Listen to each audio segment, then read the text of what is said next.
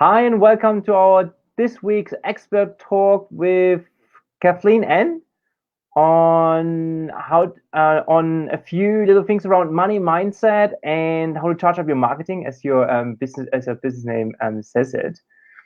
So we want to talk about today about understanding your current money mindset and where it comes from, how to position yourself as an expert in the field, and how to move away from charging by the hour and package up your services instead. So I know we talk about this a lot, but here we have someone who's all around money mindset, changing your mindset, not so much like us about systems and automation, all these things, but really digging deep into what's going on in your head. Right? That's what Kathleen is all about. And I'm quite excited to see what she, how she does that, and what value she can share with us today, because she has a lot of things that she can give and share with us. But those are the three things that we focus on today, and let's see how she what she picks and can give us today. We're going to run about 20-30 minutes. I won't keep it longer than that. So if you like to grab a coffee after lunch, it is a perfect time now. I have my coffee as well. We're sipping away when Kathleen is talking, because she probably will be doing most of the talking. And if you have any comments, questions, pop it into the comment box. I will see that as well. And we'll obviously pass it on to Kathleen to answer it if there's anything at all. Feel free to jump in and do that. So before I bring her on, I quickly introduce you to her and tell you who she is. She gave me a little thing that I like to read out because I can't remember all of them by heart. So, but I think it's really good for you to know, like, that she, a little bit of where she's coming from. So, Kathleen is a corporate escapee, which I love saying. It's a pretty cool term, I find. And she's known for money and marketing as the money and marketing champion for heart-centered women entrepreneurs and enlightened men. She puts in brackets. I love that. Kathleen began her marketing career over 30 years ago, a keen learner and enthusiastic about growing and being challenged. This enthusiasm hasn't changed, and as a result, Kathleen has gathered invaluable skills, gained timeless experience, and has grown to understand that marketing is not just about having a great marketing strategy. So true, right? We're all about strategies, we're all about systems, but if you don't have the right mindset, it's never going to get you anywhere. And that's what she says. It's all about mindset. As a wife, mother, grandmother, and keen golfer, I didn't even know about you, Kathleen. That's something we have to talk about. Kathleen is enthusiastic about living with purpose and on purpose, being deliberate in the way she lives while pursuing growth and empowerment in all areas of life. Combining her marketing smarts with her zest for life, Kathleen is a marketing mindset coach. With a passion for people and emotional growth, Kathleen loves leading business owners towards expansion, combining a growth mindset with proven marketing concepts and promotional strategies. So on that note, with all the strategies and all these cool things that we can accept from her, let's bring her on, say hello, and get ourselves underway with learning some cool new stuff around marketing and mindset. Hello, Hi. Kathleen. Hello. It's so nice to be here. I'm very keen to share my information today, so thanks for the opportunity. Oh, my absolute pleasure. It's so important that we do things together, isn't it? Oh, terrific. Yeah, I think, life in general, you need to be able to collaborate with other people so you can really expand your horizons. And I think that what you're doing is fantastic. You're giving people the opportunity, to link in with other people and, just mine the gems that others can share. So I'm here to do that. So pick my brains, ask me whatever you like. Awesome, very good. I will try and dig as deep as we can in those 20 to 30 minutes, Kathleen. Right. And I totally agree with you, right? So like there's so many things that I may have said 100 times, and someone comes on here, hears you saying maybe even the same thing, but you say in a different way, and you bring it across in a different way, and we learn something new. Now, I hear so many things over and over again from different people, even the same person, and at the end, I take something else away, right? So that's just kind of interesting how that works. So, well, I think it's also where we're at the time. Yeah, we're not the same person today as we were yesterday, and it's all layered in there. And then at the appropriate time, we listen up and we think, oh, yeah, there's something that I need to either remember that I forgot, or there's something new that I haven't heard before. And whatever it is, just so long as you're feeding your brain and getting on with, moving forward, I think that's the thing, is just to be constantly curious and looking for more and better ways to do things. I love that. Constantly curious. It's so true. I remember my mentor saying, wouldn't it be awesome if you would feel with our business and all the opportunities that are out there as if we were a little boy or girl again going to a theme park and seeing all the rides out there and think like, oh my goodness, where I'm going to go first, and all these things. Don't want to miss out on anything. Where I'm going to go first, and all these great things are out there, instead of that comparison with others, and which is, I find, a soul destroyer. I find, for me, if I start comparing myself, like if I'm not just like finding ways of taking things on and learning and improving and start to compare myself, that's when I kind of start. No, Sebastian, there aren't, neither party wins in that. And I think it's great to look for role models. And that's one of the things I think women in particular struggle with when they're looking for wealthy female role models, people that you admire what they do with their money. And if we look around, there aren't too many that we would aspire to be. So that is one of the things, going into that mindset piece, that holds women back, because they look and see some women behaving badly around money, public figures I'm talking about, and they go, I don't want to be like that. So they associate being wealthy with being that type of woman leader or, entity, whatever they might be. And they subconsciously steer away from that. So they actually are pushing away, attracting the wealth that good people would do good things with. So I would just say, find a role model who you really admire, who does good things with money. Because, money doesn't make people bad. It just makes bad people worse. Gives them more opportunity, but it gives more opportunity to good people to do more good. That, I love that. So true. Find a role model. I just, so strange how the mind works. And that's probably why I was thinking about this morning. I was remembering watching Wolf of Wall Street. And I actually, most people would know the movie. You probably know the movie with Leonardo DiCaprio. And I actually stopped watching it just before the big downfall of that I showed in the movie. And it was because I just couldn't cope with that perception that it was creating in my mind around money, because I wasn't confident enough in myself.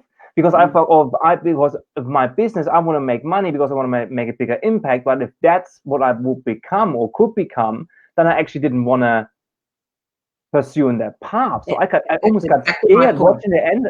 Exactly. I almost got scared. You're watching a movie, but you look at the media, and I don't. So if you happen to know what is going on, you think all of that it's fear.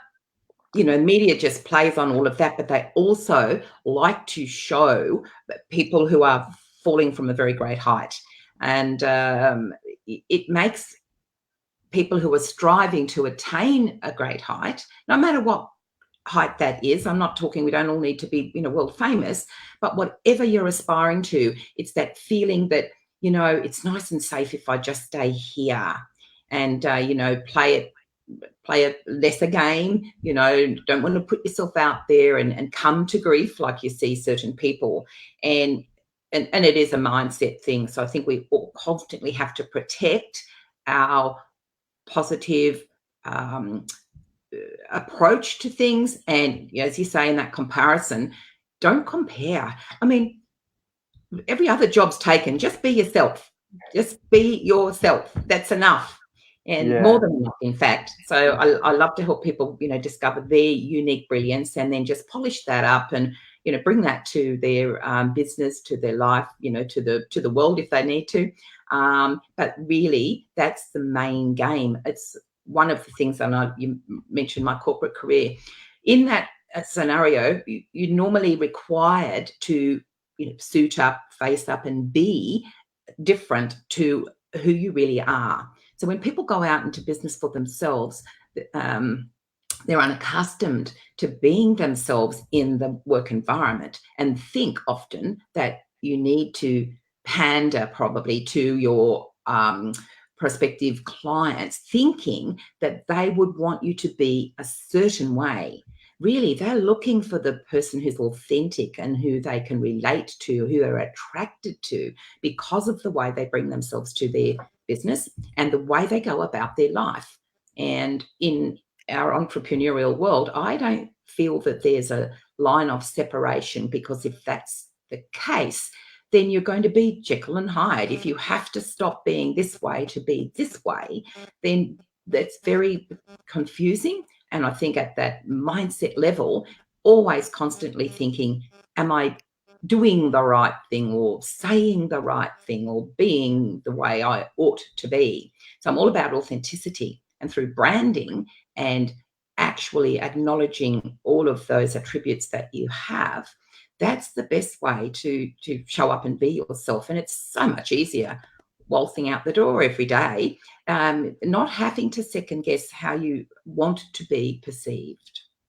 Yeah, love it, love it. So true. And I think that's something I would love to dig into just in a couple of minutes, because it's all nice to say that, be yourself and be authentic. And I agree with you on all levels. And I really, but it's, as you just said, because we are wired or trained in our social system to do this differently, it's quite hard. And how do I actually do that? And what does it actually mean? Because once I do that, and then it's like, oh, is that actually my authentic self? What I've just been doing. Yeah, how do I discover that? Yeah. So, but before we go, let's just quickly talk about why do you, like we already touched on it a little bit. Why do you do what you do? Why money mindset? So you mean why I do it? Yes. Oh, sure. So when I started in this business working with entrepreneurs, what I found was that they, no matter how many, we'd get through the branding and we'd go through the strategies and we'd get to that point where really they ought to be out of the driveway and out there in the marketplace, yet there's a hesitancy to do the things they need to do, not because they're not capable, not because they don't want to, but they would find all sorts of intervention strategies, sabotage, to hold themselves back from playing that big game. So that made me ponder what else could I do to get them out of that frame of mind and get into action. So, and for my own self as well, charging what you're worth became a thing that I realized that most people who start in business, and once again, particularly women, because they're not accustomed to controlling their own money. And when I say them, I mean generationally, I mean as female entrepreneurs, hard to hold your hand out and ask for the money compared to guys. Men are much more accustomed to being the financial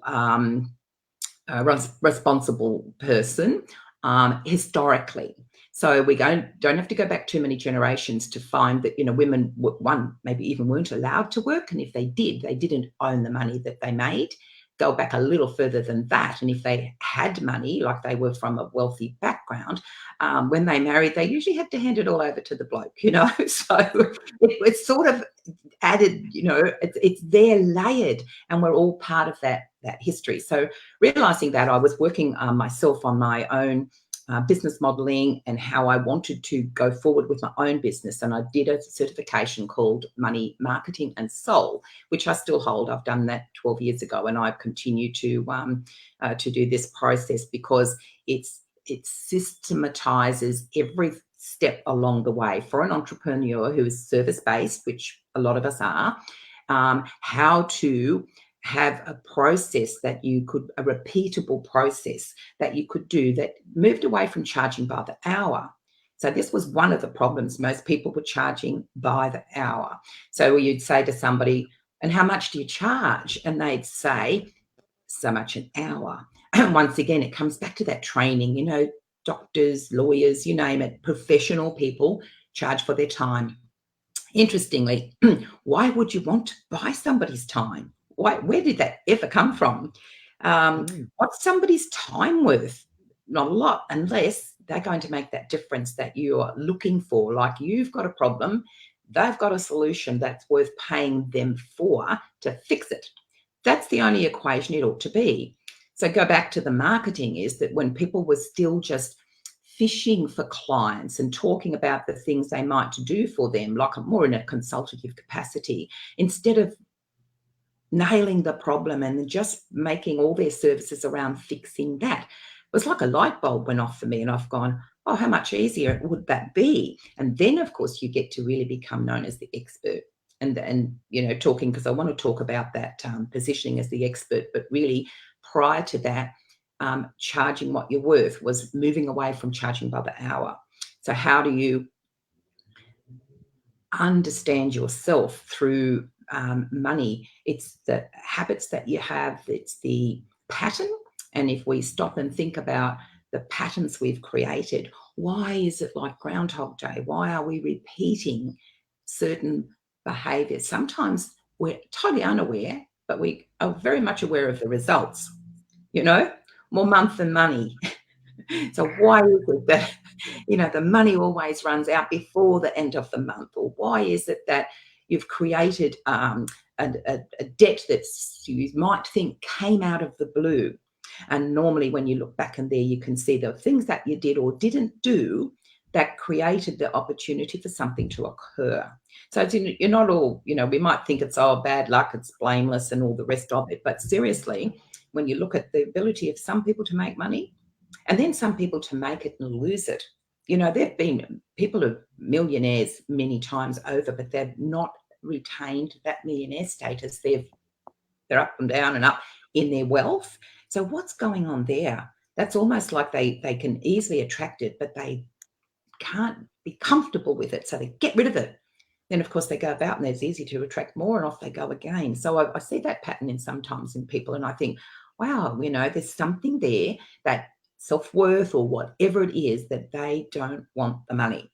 Love it. However, you see, and they go around in that way. So we've all got a pattern. We've all got a way that I could talk about, like looking through the lens of money, and how you do money is how you do everything. So people who are, you know, pushing money away, I'd say to them, well, what else are you pushing away in your life and in your business? And often you can see it's the same behavior that is being repeated. But when you look at it through money, you begin to be able to see some things that don't serve you from the beliefs that you hold. So that's the thing. We've all got them. We were listening up before we were even born, you know, what was being said around us. And I ask people, you know, what did you hear when you were, you know, in your own environment, when you first came into the world, or just prior to that, if you can remember that. And then what, you know, maybe your family, but the peers around you, and then what was being said, the actual words. Because, you know, words, it begins with the words. So maybe, Sebastian, you can play this game with me. What did you hear as a little tyke? What was said specifically about money? One of the biggest things I always remember is what my grandfather used to say whenever it came to money. He said, like, and I hope it translates into English. He used to say, you don't talk about money, you just have it. Yeah, I get that. So some people, money was taboo to talk about.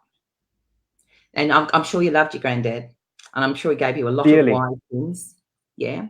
And so deep down here, you trust your grandfather to have given you very great information, and you remember it. You remember those words, and you're recalling them now because you're thinking and you're becoming aware about what was said. But at that time and all along and all your life, I guarantee you that you have thought about what that meant in a way. How do you have a money conversation? And if you've got money, do you want to like hide it away so people don't actually see you as having wealth? Because your granddad said it's okay to have it, but you're not to tell anybody. Exactly. Yeah. Yeah, exactly. How does And that obviously then showing buying anything like a nice car or anything like that, it's like you can't really do that because my grandpa kind of told me you're not supposed to show that you have money. Yeah. So often like I don't buy stuff for myself. Like I have T-shirts that are 7 years old with holes in it, and I sleep in them at night, right? And Teresa, like my partner, just gets crazy about it. It's like, just throw it out, they're $10 from Kmart if you really want to, right? And that and I agree with it. It comes from there. And then the other thing was money is hard to money doesn't grow on trees, and money is hard to get by. Oh yeah, it's hard to make money. Yeah, it's hard to so make money. Really, or you've got to work hard for your money. That's another one. That's one of the biggest ones. Like Germany. I mean, it's all about my parents. Also, I think it's not also just not only words, but also actions. But I seen my family sacrificing themselves and everything around them, including their health. And that's why I think also why I'm so passionate about helping health and wellness people, because I lost so many people to cancer, cardiovascular disease, family and good friends at a young age.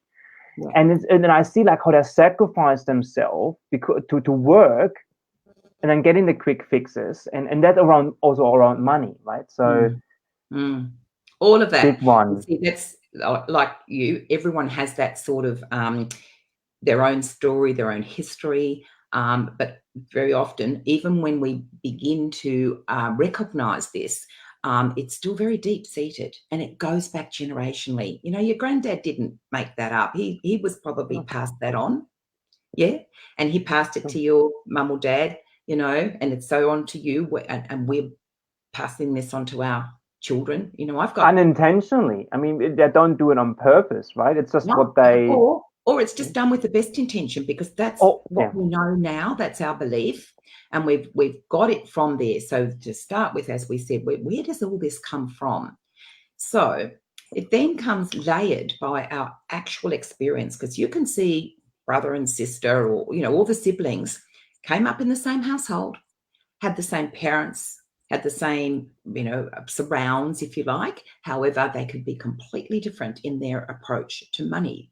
You see it like they're chalk and cheese. So that comes around from their obviously their own individuality and where they go with that information and their own experiences. And sometimes we can get beyond certain beliefs, and other times we add to them, and all sorts of things in between. So money mindset for me was, okay, how can we actually understand what makes us tick around money? What triggers us around money? Why do we do the things that we do? And as we say, it starts always with that thought, and your thoughts create your feelings. And it's those feelings that create it's like that emotion that gets you into action. So it's the actions that you take. All comes back to the thoughts. So when you see a certain result and you think, okay, here it is, it's straight in front of you, you can see exactly some repetitive pattern. Take some time to think about what went before that, what actually was occurring, what were you thinking and feeling? And then that helps you then pinpoint something that triggered you to actually have this pattern continue. And you can look then, and once you are aware about something, you can never go back. Then you can just see it for what it is. So I like to think about it, it's like peeling back the layers of an artichoke, to get to the heart of the matter, no tears, no onions, just understand. I just want to say, isn't it usually an onion? But I like no tears. No, I don't like that. Yeah, artichokes. Hey, artichokes. Love it. So it is layered. We just can't go magic wand. We need to. It's like personal development, isn't it? The more we understand ourselves. So I use money archetypes, and if you listeners aren't familiar with what archetypes are, There's a lot of archetype systems. They're created for all sorts of purposes. The ones I use are within my own certification, coaching, training, and I use branding archetypes and I use money archetypes. So archetypally, there's an assessment and it helps you understand what type you are. And there's not one better than the other. Sorry to say, some of them sound better, but they've all got their strengths and weaknesses. And the point of this is just to understand yourself and then begin to look at how you can change those beliefs that don't serve you. And some, I use experiential stuff and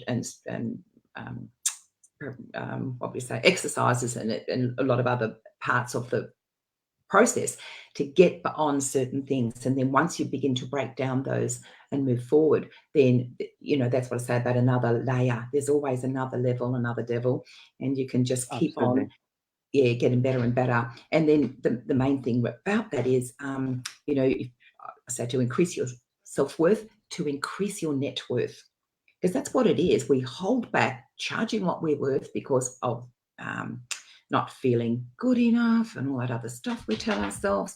And I like to say, who wants to be good enough? Where did that one come from? Do you want to be good enough? I mean, what a poor thing to aspire to. I want to be brilliant. Great. I don't want to be good I enough. like it. All right. Yes. It's a funny word, isn't it?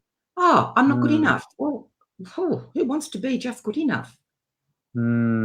Very low level to aspire to, but once again, we say it all the time and we think that that's a good standard to aspire to. No, it's not. Yeah, absolutely. Well, and it's just the thing, like, I'm here and then just, I'll be satisfied with being here. Not like if I aspire to something up all the way up there, then I may, again, for me, what my grandfather said, then that means like I have to, then showing what I've got kind of thing. You want to be brilliant, want to get yourself out there and all the things that come with it. Brag. Then, yeah. Right. Yeah, So that's not a good thing. Yeah, absolutely. So yeah, exactly. So Kathleen, we just have a couple minutes left. So I just kind of, we talked about so many things. I mean, like I love the, picking a role model. I mean, that's just really inspired to, and then push away all this other stuff that I may see on the media and in the movies and whatnot. But finding that person who is as successful as I'd like to be, and then and I know has the right value and does the right things and aspiring to that. I think that's brilliant. I really, and they're wealthy. And very important to say that, I guess. Yeah, true. Yeah, and it has to have that. Yes, exactly. So really I think we've probably only just covered point number one of the three things I wanted to get into today. But it's fascinating, isn't it? The whole topic. We also we said I mean, you talked a lot about like charging what you're worth, and I feel like and to do that, you also said like you have to focus on the outcomes and the problems you solve with what you do, rather than selling your time for money and saying like what are you worth. I mean, that really touches on that third point. You're not going to cap your income on the time you've got in the day. We've all got the same amount of time. Exactly. What that requires is strut your stuff, be known as the expert, and you need to raise your expertise in that thing that you do. So this is the thing. You brand yourself as the specialist to solve that problem for that group of people. And that's where your niche is. All your services go around to delivering that. You can get rid of all the other stuff that, people do. And in your business of wellness, honestly, I come across people that I'm working with, they've got maybe 5, 6 modalities and they still don't feel good enough. They're learning. I've been recording it just this morning and quite a few videos around that we'll be releasing besides this one. Actually falls in line with it quite well, like how we really often think we need another thing to learn that serves our clients, but you think like we need that then, because when we serve our clients with more, then we think we get more clients. But that's not the case. Actually, Exactly. The opposite will happen. Like people again, like, okay, then what is she doing now? Is she doing Reiki, or is she doing, or is he doing NLP or hypnosis, or isn't that the same? And like all these things come up. So I think we very much talked about that, and I absolutely love it.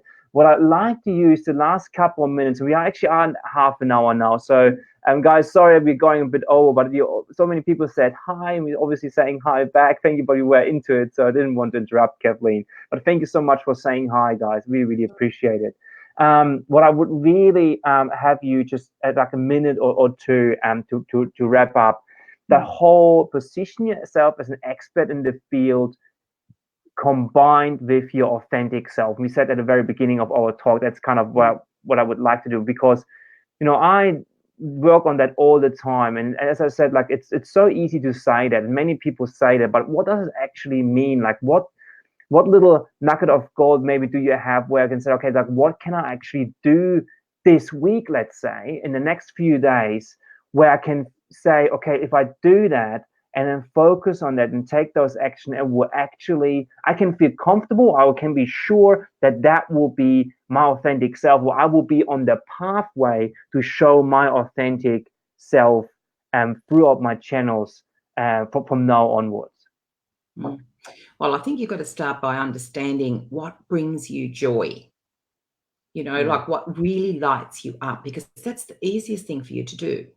And we all have our processes, and this is the thing not to do. Don't focus on the modality that you use for healing. People don't care. So long as you don't hurt them, they just want to get fixed. Savage. But true.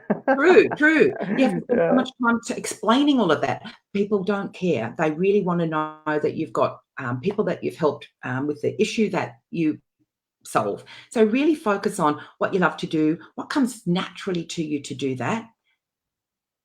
To be authentic, I really mean, how do you go about your normal life? What are the normal things that you're doing? And spend some time with yourself and just forget all about expectations of other people.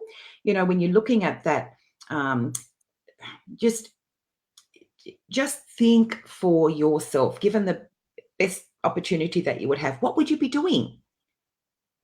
So it helps you then lean into just think back even on what you used to do as a child when you had left to your own devices. What made you happy?